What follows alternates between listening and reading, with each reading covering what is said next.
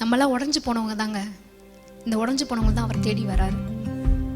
பாருங்க, ஒரு மண்பானையை அப்படி கவுத்தி வச்சோன்னு வச்சுக்கோங்களேன், ஒரு லைட்டு, சரிங்களா? அந்த லைட்டு மண்பானையில் எந்த கிராக்குமே இல்லாமல் நீங்கள் கவுத்தி வைக்கிறீங்கன்னு வச்சுக்கோங்க, அந்த லைட்டு வெளியில் தெரியுமா? ஆனால் உடஞ்சி போய் கிராக்காக இருக்குன்னு வச்சுக்கோங்க, அந்த வெளிச்சம். அப்போது நம்மளுடைய காயங்கள் எல்லாமே தேவனுடைய வெளிச்சத்தை வெளியில் கொண்டு வரதுக்கு காத்துட்ருக்கு. நம்மளுடைய ஒவ்வொரு காயங்களும், கவலைப்படாதீங்க, அது எல்லாம் தேவனுடைய சாட்சியாக மாறுவதற்கு காத்துட்ருக்கு. அதனால தான் நான் சொல்கிறேன், நீங்கள் தேவைன்னு சொல்கிறேன் இந்த உலகத்துக்கு. நீங்கள் நொறுங்கு போயிருக்கீங்களா? நீங்கள் உடஞ்சி போயிருக்கீங்களா? ஆமாம், இவ்வளோ வாழ்க்கையில் நான் இவ்வளோ விஷயங்களை நான் அனுபவிச்சிருக்கேன், இன்றைக்கும் நான் அதை தான் பிலீவ் பண்ணிட்டுருக்கேன் அப்படின்னா நீங்கள் தான் அப்பாவுக்கு ரொம்ப ரொம்ப தேவை. அந்த மண்பானை ரொம்ப ஃபுல்லாக சூப்பராக ஃபிக்ஸ் ஆகிருக்குன்னா அதுலேருந்து வெளிச்சத்தை வெளியில் பார்க்கவே, ஆனால் கிராக் ஆகிருக்கு பார்த்தீங்களா? ஒவ்வொரு கிராக்குள்ளேயும் அந்த வெளிச்சம் அப்படியே தக தக தக தகன்னு.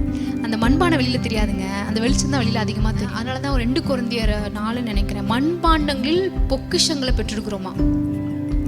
நம்ம மண்பாண்டம் தான், நம்ம மண்பாண்டம் தான். ஆனால் நமக்குள்ளே இருக்கிற பொக்கிஷம் இருக்குல்ல, அதனால இது ரொம்ப வேல்யூ ஆயிடுச்சு.